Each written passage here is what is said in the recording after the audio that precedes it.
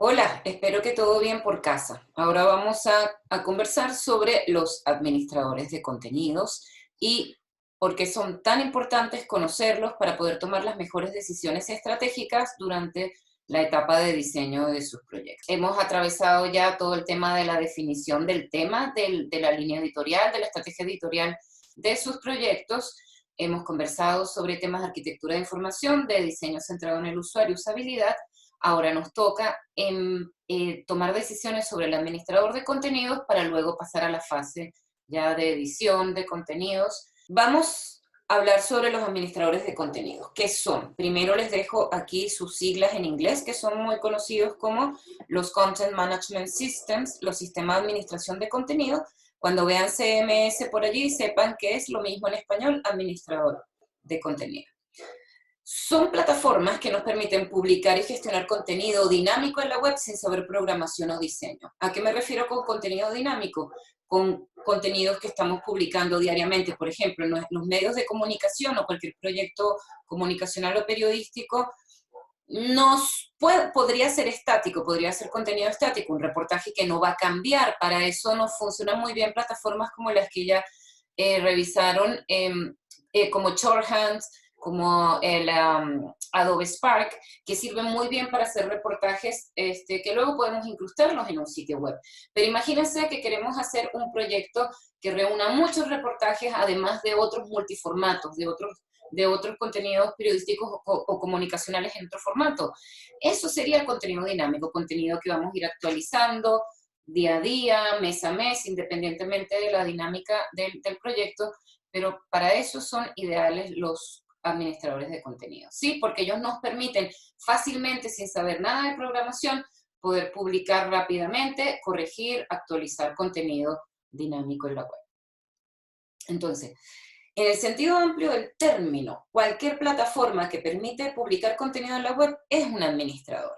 Entonces, ¿por qué digo en el sentido amplio del término? Porque si nos ponemos a pensar los sitios para construir, las plataformas para construir sitios web, que son propiamente los administradores de sitios web, los más conocidos, son administradores, pero fíjense que las plataformas de redes sociales también es un administrador de contenido. Ustedes, sin saber absolutamente nada de programación, permanentemente están subiendo contenido a esas plataformas. Son administradores de contenido.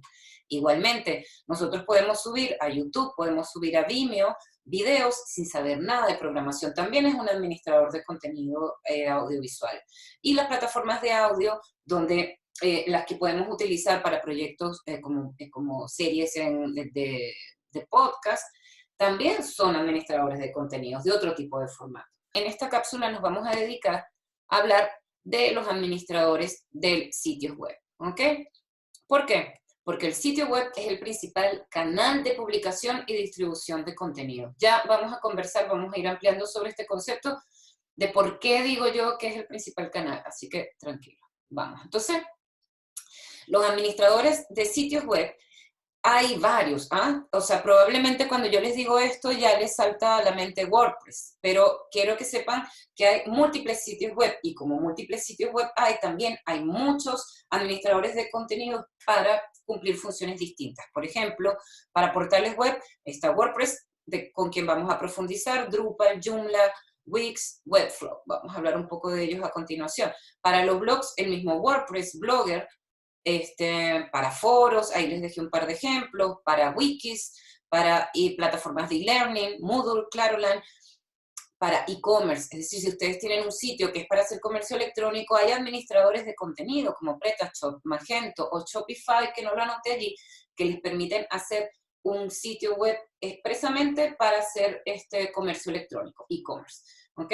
Aunque eso también lo podemos hacer con WordPress, porque esa es una de lo maravilloso de WordPress, que WordPress permite hacer todo esto y mucho más, por razones que vamos a conversar a continuación. ¿Por qué es importante un administrador de contenidos para construir nuestros sitios web? Porque permite la colaboración entre varios editores, ¿ok?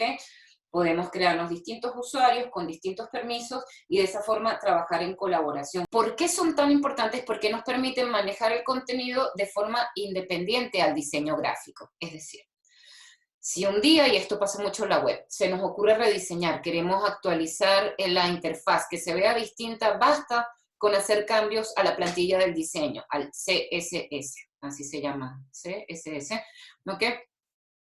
Y eso no va a afectar para nada todos los contenidos y el formato y todos los contenidos que hemos subido hasta ese momento. Simplemente se van a adaptar a la nueva interfaz gráfica. Entonces nosotros podemos trabajar perfectamente en un administrador de contenidos sin saber absolutamente nada de diseño gráfico ni de programación. Porque solo ocuparnos a lo que en principio los periodistas y los comunicadores somos buenos, que es a editar contenidos en texto y audiovisual. Ya deben haber adivinado que prefiero WordPress, y no es simplemente porque WordPress es el administrador con el que trabajo, porque es el que conozco, porque es el más popular y con el que al momento de salir a trabajar se van a encontrar con él en muchos, muchos lugares, ¿ok? Entonces, una vez, como les digo, no importa el diseño gráfico del sitio web, el tema es que la interfaz de WordPress siempre es la misma. ¿Ok? Siempre es la misma. Así que una vez que aprendan a trabajar con el editor de WordPress, lo van a poder hacer en cualquier otro sitio que trabaje con WordPress. Y son muchos, como vamos a ver. Entonces, WordPress nació en el 2003 como un editor de blogs. Blogs, acuérdense, simplemente es como lo que hoy hacemos con las redes sociales. Escribir, postear, postear, postear.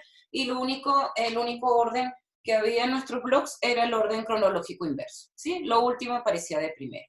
Pero ¿qué pasa? Este editor de WordPress, ya vamos a ver las razones, se hizo muy popular, les adelanto, es de open source, código abierto, significa que permite que comunidades de programadores entren y trabajen sobre el código, hagan mejoras, y por eso es que es tan dinámico y se empezó a popularizar tanto, porque es muy sencillo de usar y la comunidad de desarrollo alrededor del WordPress empezó a crecer. Entonces, eso hizo que no solamente fuera un administrador de blogs, sino que con el tiempo, desde el 2003, se ha convertido en un administrador de sitios web complejísimos, donde gracias a que WordPress permite meter pedazos de programación extra para cumplir determinadas funciones, esos son los plugins, ¿sí? Los plugins son pequeños programas que nos permiten hacer funciones gráficas o pequeños formularios,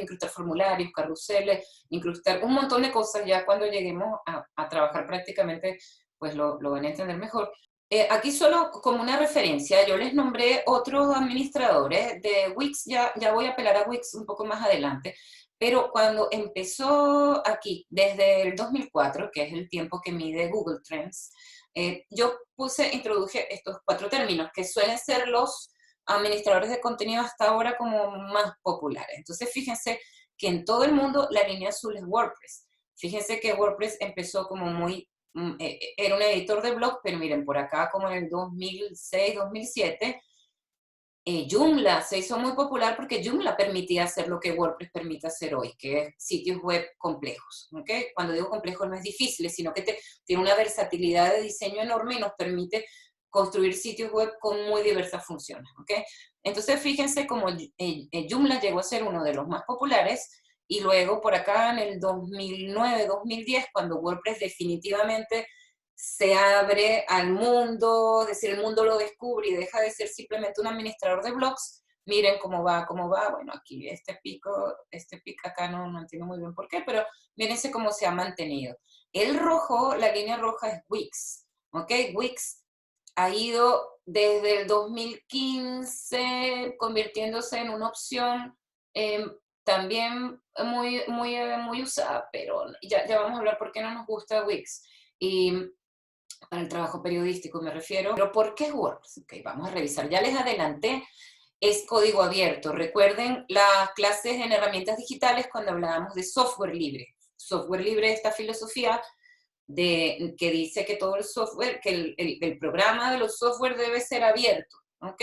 Pero llega un momento, es toda una filosofía de acceso abierto al conocimiento, y esto lo revisamos en herramientas. Y código abierto es como una bajada práctica de todo el movimiento y la filosofía del software libre, que es dejar el código fuente, open source en inglés, lo mismo que código abierto en español, es que esos software publican el código fuente, ¿sí? Y podemos entrar a él. Y por eso es que como el código fuente está abierto, lo pueden ver, se han reunido, se han agrupado alrededor de este programa una comunidad enorme, la más grande que hay de diseñadores y programadores, de administradores de contenido. ¿Por qué?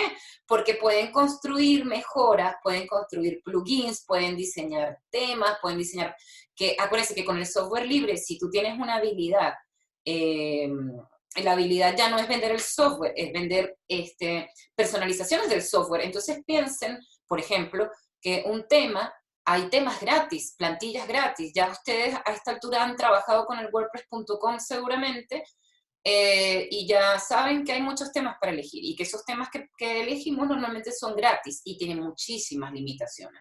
Entonces, cuando nos encontramos con esas limitaciones, ¿qué decimos? Tenemos que comprar una plantilla. Fíjense, al comprar una plantilla es que hubo un diseñador o una compañía de diseñadores que crearon una plantilla para una necesidad específica a partir, elaborando, construyendo, programando sobre el código fuente de WordPress. ¿Y por qué se puede hacer? Porque es abierto. Entonces, esa gente está vendiendo su habilidad para ofrecernos soluciones de interfaces gráficas muy especializadas o para ciertas cosas que queremos. Eh, y ellos venden eso. Y por eso se venden las plantillas, entiéndalo, y son muy económicas. ¿Ok? No es que nosotros tenemos que contratar a un programador para que nos haga una plantilla. Ojo, eso también se puede hacer, pero va a salir mucho más costoso. Entonces, lo que quiero que entiendan es que como hay tal diversidad de programadores y diseñadores alrededor del código abierto de WordPress, porque desde un comienzo ha sido un proyecto open source, entonces esto permite que haya muchísimas opciones de plantillas que ya puedan servir a funciones que nosotros necesitamos. ¿Okay? Entonces, ¿qué pasa también cuando tenemos una comunidad de diseñadores y programadores tan dinámica, activa y grande? Hay actualizaciones frecuentes del programa, eso garantiza la seguridad. ¿Okay? Cada vez que hay un problema, una falla de seguridad, se corrige rápidamente con una actualización. Y ahí está como que toda la comunidad de desarrolladores agrupada alrededor de WordPress pendiente de esto. ¿Okay? Hay plugins para todos, para todas las funciones. Acuérdense que les dije que los plugins son pequeños programas que hacen una función determinada. ¿Sí? Ahora, aquí se los adelanto. Cuando uno descubre que con los plugins puede hacer todo, nos volvemos locos. Si hacemos un sitio web y lo empezamos a llenar de plugins, bueno, horror, porque ahí los sitios web no todos los plugins son compatibles entre sí. ¿Sí? Acuérdense, es como que trabajar con un programa que le sumamos otro pedazo de programa, otro pedazo de programa, otro pedazo de programa, el sitio web se pone lento, pueden haber incompatibilidades de los software y se nos caen los sitios web, ¿ok? Y se vuelven muy pesados o tenemos problemas. Entonces, cuidado con eso. WordPress definitivamente se maneja muy fácilmente. Entonces se dice que WordPress es el que democratiza el diseño web. Hoy cualquiera de nosotros puede hacer un sitio web en 5 minutos, en serio. ¿Sí? Ahora que sea bueno, que sea malo, ese es otro tema. No hay que ser experto. La curva de aprendizaje es rapidísima, muy, muy rápido. Una vez que uno entiende las especificidades, eso lo vamos a entender practicando ya cuando empecemos a trabajar con los contenidos el semestre que viene. Ahí vamos a ver lo rápido que se aprende. Y como les decía, es tan popular como administrador de contenidos que a donde vayan a trabajar probablemente se van a encontrar con que el administrador de contenidos es WordPress. Y de inmediato van a empezar a trabajar y va a ser todo muy fácil. Y es muy económico, como vamos a ver. Es un software libre. Ya no hay que pagar por WordPress, por el software. No hay que pagar, lo bajamos y ya. Hay que pagar por otras cosas que ya vamos a ver, pero igualmente sigue siendo muy económico.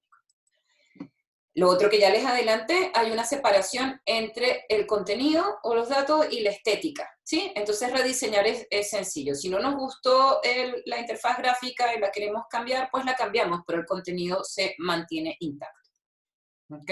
Entonces, otra cosa muy importante de WordPress, y aquí ya les voy explicando para que vayan entendiendo cuando les decía que por qué el sitio web debe ser nuestro canal principal, al menos nuestro canal para agrupar todos los contenidos, porque WordPress soporta todos los formatos. O sea, es un excelente administrador de contenidos para trabajar con proyectos que manejen distintos tipos de formatos, ¿ok? Y a la vez para coordinar las distintas plataformas, obvio, porque cuando nosotros tenemos un proyecto de comunicación que va creciendo, no tenemos que casarnos con una única plataforma.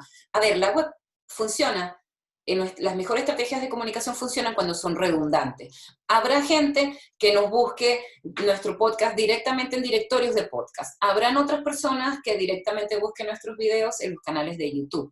Pero habrán personas que va a googlear lo que le interesa, va a escribir, lo va a buscar y ahí va a llegar a nuestro sitio web posible, con mucha más potencial nos va a encontrar en el sitio web, en un sitio web, que nos va a encontrar directamente un video en YouTube. ¿Ok? ¿Por qué? Ya lo vamos a aprender cuando veamos lo importante que es el texto para poder posicionar contenidos en la web. Porque en WordPress fácilmente podemos asociar texto y enseñarle a Google de qué va nuestro contenido para que la gente lo encuentre más fácil.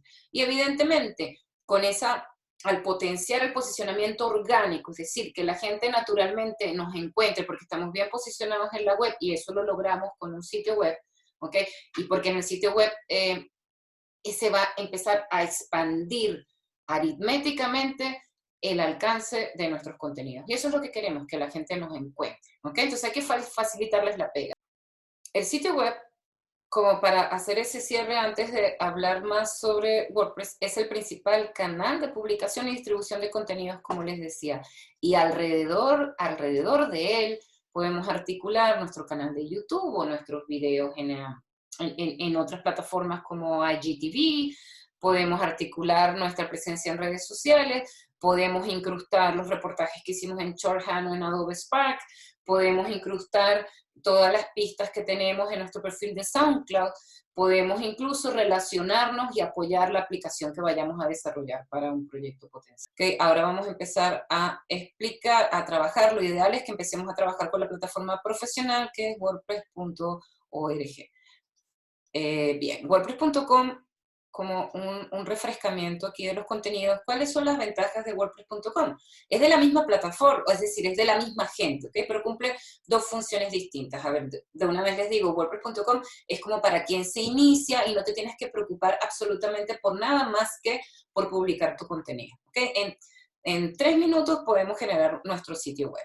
Entonces, esas son las ventajas, es que tienes alojamiento, hosting gratuito, hasta 3 gigas, que poco, pero si es un proyecto amateur, algo que vamos a empezar, una prueba, un ejercicio académico, para hacer una maqueta, para presentar un proyecto más grande y luego escalarlo, hacerlo crecer, es genial, ¿sí? Lo malo es que te va a poner, bueno, no es lo malo, es que va a poner el nombre de tu proyecto con este sufijo wordpress.com. ¿Ya? Entonces, obviamente se ve que es algo no profesional, pero es ideal para efectos educativos, para hacer algo chico con potencial de crecer. Ahora, ¿cuáles serían los contras? Esto que solamente pueden seleccionar ciertos temas, no tenemos esa versatilidad de poner cualquier plantilla, no controlamos el código, es decir, muy poco. Hay plantillas que nos permiten meternos más en el diseño, cambiando la interfaz gráfica. No podemos instalar los plugins. ¿Se acuerdan cuando les hablé de estos programas maravillosos que nos permiten hacer lo que queramos? No se pueden instalar plugins, tampoco pueden incrustar publicidad. Si aparece publicidad, ustedes se dirán, si nosotros creamos el semestre pasado un proyecto en WordPress y aparece publicidad. Sí, esa publicidad va a WordPress, precisamente al mismo WordPress. WordPress, cuando creamos esta cuenta gratis, nos dice en los términos y condiciones que tenemos que aceptar que nos incrusten su publicidad. Y no es maldad, es que simplemente esta publicidad, las ganancias por esa vía son las que permiten mantener la sustentabilidad del proyecto WordPress, ¿ok? Pero esa publicidad no va para nosotros. En cambio, cuando tenemos nuestro sitio web profesional, una forma de promover la sustentabilidad y de autofinanciarse es instalando publicidad nativa de Google o de Facebook. Ya, eso vamos a hablar después, en el otro semestre. Si nosotros queremos un dominio propio, que no sea wordpress.com, también se puede, ¿no? Si podemos tenerlo, un wordpress.com, ponerlo un dominio propio, podemos cambiar el diseño, podemos agregar publicidad, pero para eso hay que pagar. ¿Ok? Allí en el enlace le dejo los precios de los planes, porque, porque es bueno esto, porque de pronto ustedes no están muy seguros si el proyecto va a seguir o no, pero no quieren que se vea tan poco profesional como mi proyecto.wordpress.com, pueden pagar para poder ponerle su dominio. Pero hoy en día basta con alquilar un servidor, ya se los voy a mostrar, y viene todo el software preinstalado. O sea, cada vez es más y más y más fácil publicar un sitio web. ¿Okay? Entonces, ¿cuáles son las ventajas de trabajar con el profesional? Bueno, tienen control total, chiquillos. Pueden instalar plugins, obviamente va a aparecer su nombre de dominio, pueden subir temas propios, pueden comprar temas, pueden insertar publicidad, todo lo que no se puede hacer en el otro. Tienen libertad total para modificar el diseño si saben hacerlo.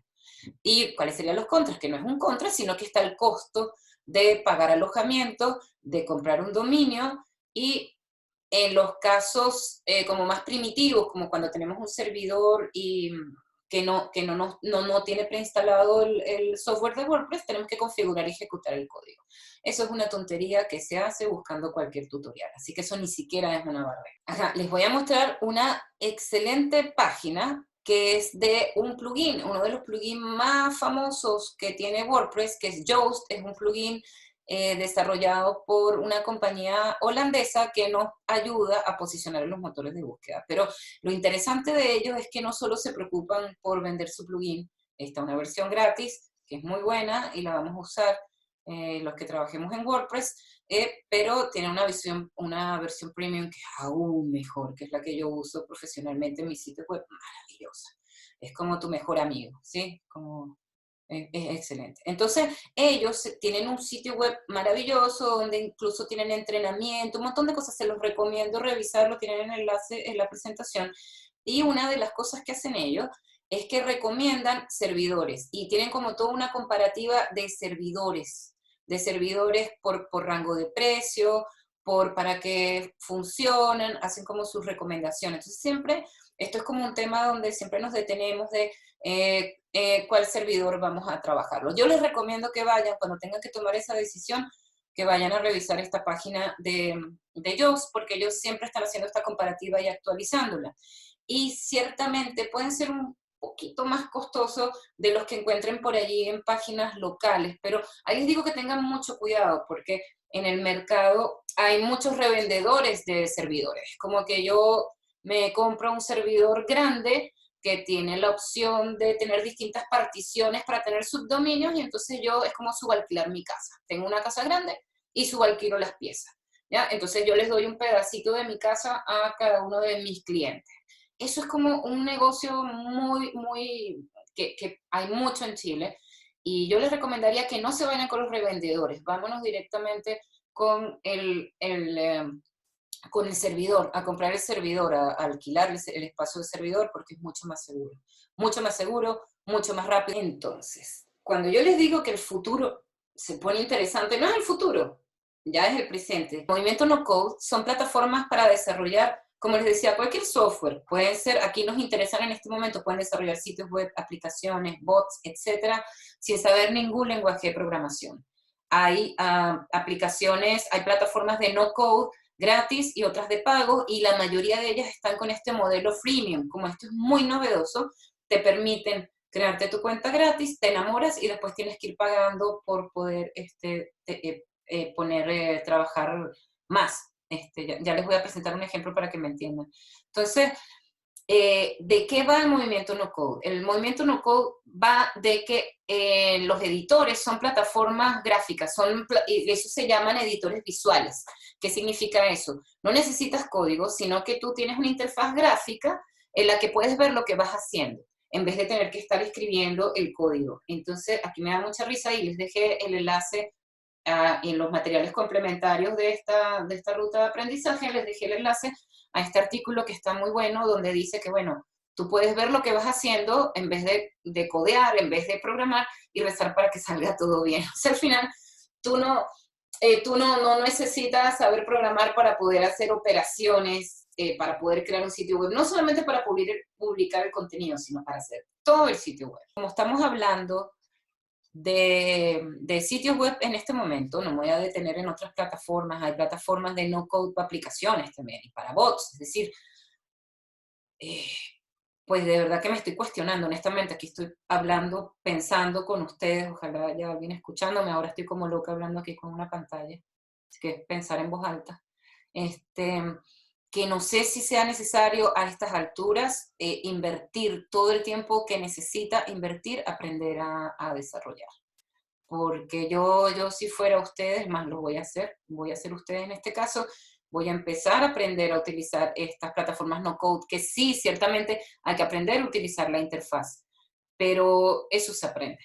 Eso se aprende. Entonces, no es un impedimento que no sepamos desarrollar para hacer sitios web espectaculares. Entonces, una de estas plataformas más populares es la de Webflow, ¿ok? Y Webflow, ahí les dejo también un enlace donde explican qué es Webflow.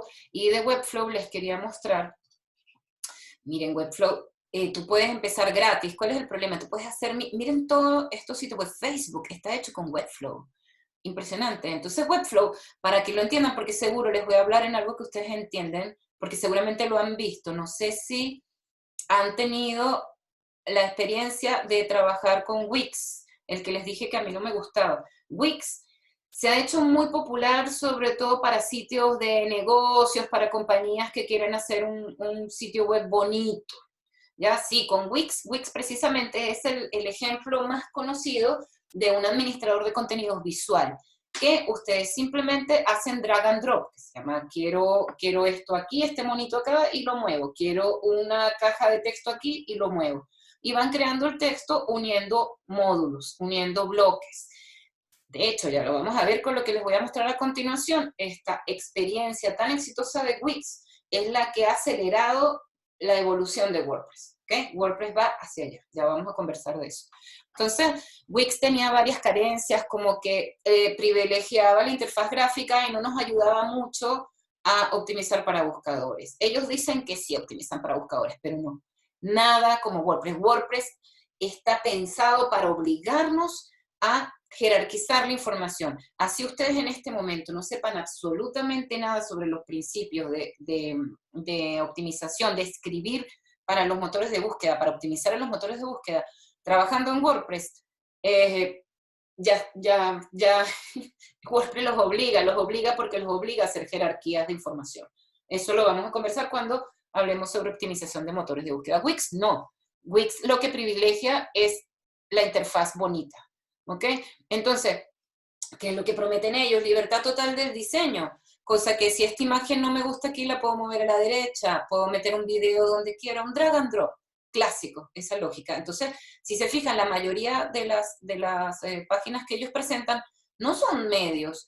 No son medios. ¿Por qué? Porque esta es más bien para las que llamo yo web tipo vitrina. Sí, tengo un negocio y quiero tener mi sitio web y que la gente lo conozca, sí, lo puedes hacer así. Pero para proyectos de comunicación mucho más profundos y donde más que los monitos, que la gráfica es lo que nos interesa, si nos interesa el contenido, Wix no es buena. Pero lo bueno de Wix es que hizo entender a la comunidad de desarrolladores que, oye, ponernos al día, que todos nosotros aprendamos a programar, es mucho más complicado a esta lógica visual de plataformas como Wix. Entonces han desarrollado, ese es precisamente el espíritu del movimiento no code, interfaces visuales que nos permiten fácilmente tomar decisiones sobre el diseño sin saber nada de programación. ¿Okay? Entonces, esa misma lógica es la que tiene Webflow, que acá, miren toda la cantidad. Twitter también está diseñado en Webflow. Que Webflow, ellos tienen su Webflow University. Todo está en inglés, mis queridos, pero así es la cosa, miren, se aprende inglés topándose con los contenidos, o sea, no le tengan miedo al idioma, métanse, todo se entiende. Como Webflow está relativamente nuevo, hay poca comunidad de desarrolladores o de gente como uno haciendo tutoriales en español y eso, sí pero no se queden atrás por eso. Este es como el futuro, el no code es el futuro, es una de las tendencias fuertes que ya está aquí y que cada vez se va a popularizar más. Ahora, aquí tienen en su universidad un montón de tutoriales para aprender cómo trabajar con Webflow. ¿Ya? Ahora, ¿qué es lo que les quería contar de mi querido WordPress? Y lo quiero, de verdad que lo quiero. Desde que yo estoy trabajando en diseño web, cada vez más digo que quiero a WordPress, ¿okay? Por la facilidad de uso, por lo amigable que es, por la actualización, por todo lo que les conté antes. Y acá les quiero contar que WordPress, quizás una de los lados negativos de WordPress, es que ha estado ajeno a todas estas evoluciones como del movimiento no code. Ha estado, ya no más. Ya no más. Ahora WordPress decidió desde el 2018, lanzó la primera fase de lo que se llama el proyecto Gutenberg. ¿Por qué lo llaman Gutenberg? No es aleatorio el llamarse Gutenberg. Se llama así porque ellos dicen que este proyecto Gutenberg va a ser una revolución en la forma de publicar, una revolución tan grande como fue la revolución impulsada por la imprenta de Gutenberg. Entonces, este proyecto está en su primera de sus 4 fases de implementación, ¿sí? Y la primera es el editor de bloques de WordPress. Ahora les voy a hacer una demostración. ¿Qué significa hacer esto? Antes, nosotros, era como en WordPress como mucho más difícil incrustar un audio, incrustar imágenes, una cita, un video. Ahora WordPress te permite con bloques hacer todo esto más fácil. Dentro del campo de los textos, ¿ok? Donde nosotros subimos las páginas y las entradas. Miren, si lo que les digo les suena chino, es porque no han entrado a WordPress.